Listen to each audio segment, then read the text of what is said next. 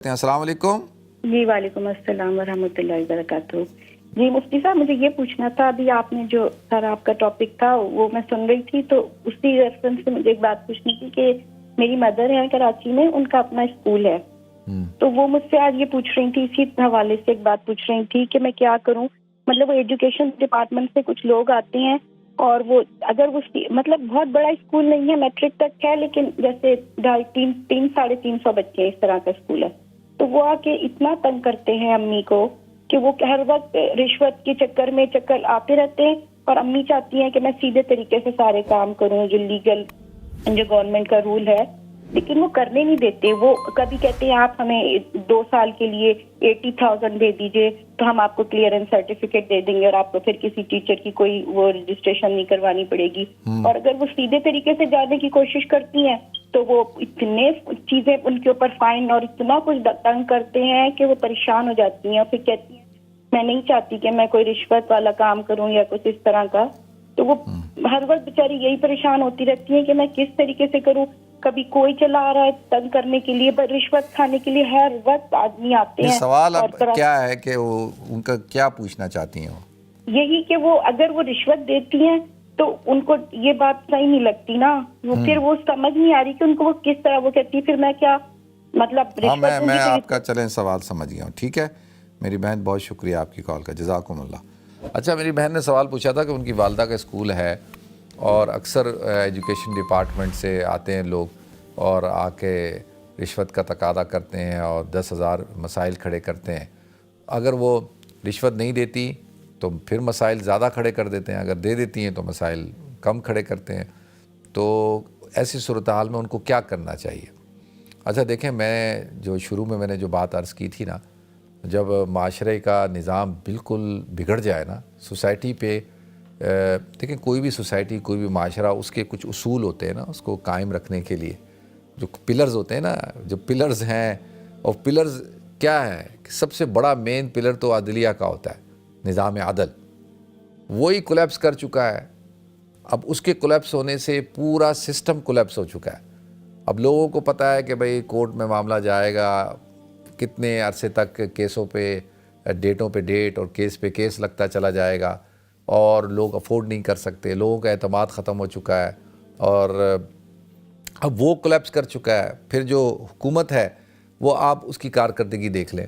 ہمارے ہاں حکومتوں کی کارکردگی کس طور پہ؟ اب یہ جس حکومت کے پاس کریڈیبلٹی نہ ہو اور جو الیکشن ہی اتنے متنازع ہو جائیں اور اس قسم کی صورتحال ہو، تو لوگوں کا اعتماد حکومت پہ نہیں رہا. لوگ حکومت میں آتے ہیں کس لیے آتے ہیں کہ بھئی وہ ان کو لوگوں نے کرپشن کرنی ہے. تو اب پورا جب ملک کا نظام کینسر زدہ ہو چکا ہے اس وقت، ہر محکمہ جو ہے وہ کرپٹ ہے، کیونکہ کرپشن جو ہے وہ ہر لیول کے اوپر ہے. تو وہاں بیچارہ کوئی انسان امانت داری کے ساتھ، دیانت داری کے ساتھ کوئی کام کرنا چاہے تو وہ بیچارہ کر ہی نہیں سکتا، اور اس کے پاس کوئی آپشن ہی نہیں چھوڑا ان لوگوں نے. تو اب ایسی صورتحال میں ایک انسان کیسے ایک دیانت داری کے ساتھ کام کر سکے؟ دیکھیں نا، اب وہ ہیں، اگر وہ خاتون رشوت نہیں دیتی تو ان کو نوٹس بھیجنا شروع کر دیں گے، ان کے اوپر مقدمے بنانا شروع کر دیں گے، ان کے اوپر فائن کر دیں گے. اور اگر وہ بیچاری دیتی ہیں تو پھر وہ گلٹی فیل کرتی ہیں کہ یار یہ کیا ہے کہ مجھے ہر کام کے لیے رشوت دینی پڑ رہی ہے. تو اب انسان کدھر جائے؟ لیکن یہی تو سارا معاملہ ہے کہ بھئی کیوں ایسی صورت، ہم نے کیوں ایسا معاشرہ تشکیل دیا ہے، کیا وجہ کیا ہے؟ اور میں حیران ہوتا ہوں ہمارے ملک کا جو دانشور ہے، یہ جو بیٹھتے ہیں ان کی آپ دانشوری سنیں، اور یہ جو کالم نگار ہیں اور یہ پروفیسرز ہیں، یہ لیکچرارز ہیں، وہ بھائی کون سی کیسی سوسائٹی ہم نے کریٹ کی ہے اور کس قسم کا ملک ہم نے بنایا ہے. تو اس کے اوپر بہت زیادہ غور و فکر کی ضرورت ہے کہ بھئی کس طریقے سے ہم اس معاشرے کو ٹھیک کر سکتے ہیں جہاں پہ لوگوں کو رشوت نہ دینی پڑے. دیکھیں میں اور آپ بھی تو اس ملک میں رہتے ہیں نا. جب ہم یہ بات کرتے ہیں وہاں جا کے کہ یار انگلینڈ میں اس طرح سے ہے، تو وہ کیا کہتے ہیں؟ ہم پر یہ الزام لگاتے ہیں کہ تم مغرب زدہ ہو، تم مغرب سے متاثر ہو، تم مغرب زدہ ہو. اب یہ ایک تانا دیا جاتا ہے. بھائی مغرب زدہ ہونا، مغرب سے متاثر ہونے کی بات نہیں ہے. بات یہ ہے کہ یہ بھی تو دنیا کا ایک خطہ ہی ہے نا. یہاں پہ کیسے لوگ بغیر رشوت کے، بغیر کسی تعلقات کے، بغیر کسی سفارش کے کام کرواتے ہیں؟ یہاں کیسے سلسلہ چل رہا ہے؟ یہاں کا سسٹم کیسے رن ہوتا ہے؟ اور ہم لوگ کہتے ہیں کہ بھئی یہ لوگ تو مسلمان بھی نہیں ہیں. تو جب مسلمان بھی نہیں ہے تو پھر کیسے؟ تو اس کا مطلب یہ ہے کہ کوئی چیزیں ہوتی ہیں، سسٹم ہوتا ہے، جب تک آپ سسٹم کو ٹھیک نہیں کریں گے، اور سسٹم کی جو ریڑھ کی ہڈی ہے، بنیاد ہے، وہ ہے نظام عدل، جب تک وہ ٹھیک نہیں ہوگا کبھی بھی معاشرہ ٹھیک نہیں ہو سکتا۔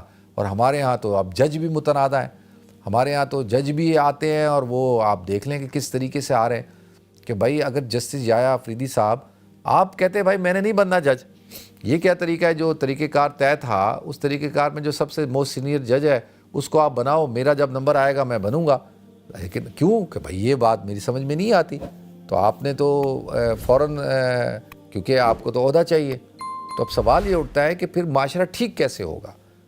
تو اب ایسی صورتحال میں اب کریں کیا؟ ایسی صورتحال میں یہ ہے کہ اپنے آپ کو اس حد تک کہ بھئی آپ کے مسائل حل ہو جائیں، آپ ان نیسیسری پریشانیوں کے اندر مبتلا نہ ہو، تو کوشش کریں کہ کم سے کم برائی کو اختیار کریں۔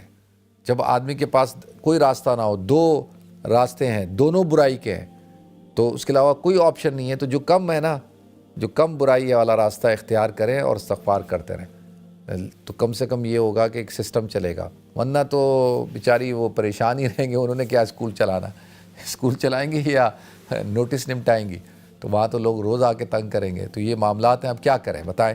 تو اللہ تعالیٰ اس معاملے کو، اللہ تعالیٰ ان حالات کو ٹھیک کرے، ان معاملات کو ٹھیک کرے۔